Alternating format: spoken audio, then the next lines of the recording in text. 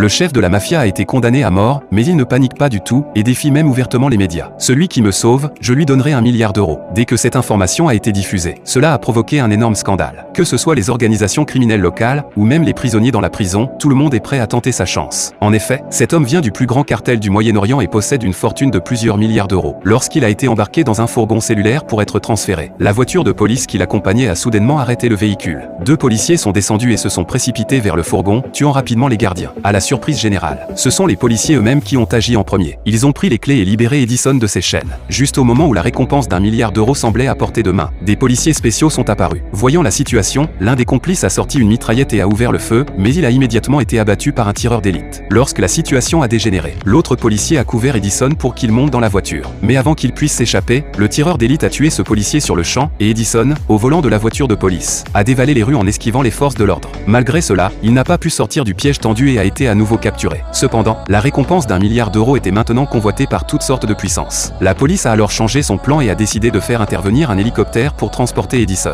Mais même avec cette nouvelle approche, ils ont été pris pour cible et l'hélicoptère a immédiatement perdu son équilibre. Juste à ce moment, un autre coup de feu a résonné, endommageant le moteur de l'hélicoptère, qui a commencé à chuter vers le sol. Edison a souri de manière méprisante. C'était le pouvoir de l'argent. Après plusieurs échecs, la police a élaboré un nouveau plan, rassemblant tous les policiers de la ville, formant un convoi gigantesque, escorté par des hélicoptères armés, uniquement pour transporter Edison. À peine avaient-ils commencé leur trajet qu'un vieil homme a bloqué leur chemin. Les policiers de la circulation ont ordonné au vieil homme de dégager, mais, en un instant, celui-ci a dégainé une mitraillette et a commencé à tirer à tout va. À ce moment-là, un camion a surgi, percutant les policiers qui n'ont pas eu le temps de réagir. Une multitude de membres du cartel sont descendus du camion et, en coordination avec des grenades fumigènes lancées des étages supérieurs, ils ont attaqué les forces de l'ordre. Déchaînés par la promesse du milliard d'euros, ils ont même utilisé des lance-roquettes. Après un bombardement intense, le chef de la mafia a finalement atteint la voiture blindée, mais lorsqu'il a ouvert la porte, il a découvert qu'il n'y avait qu'un mannequin à l'intérieur. Il s'avère que c'était un plan de diversion de la police, et le véritable Edison était déjà en train d'être transféré à travers un tunnel souterrain par une équipe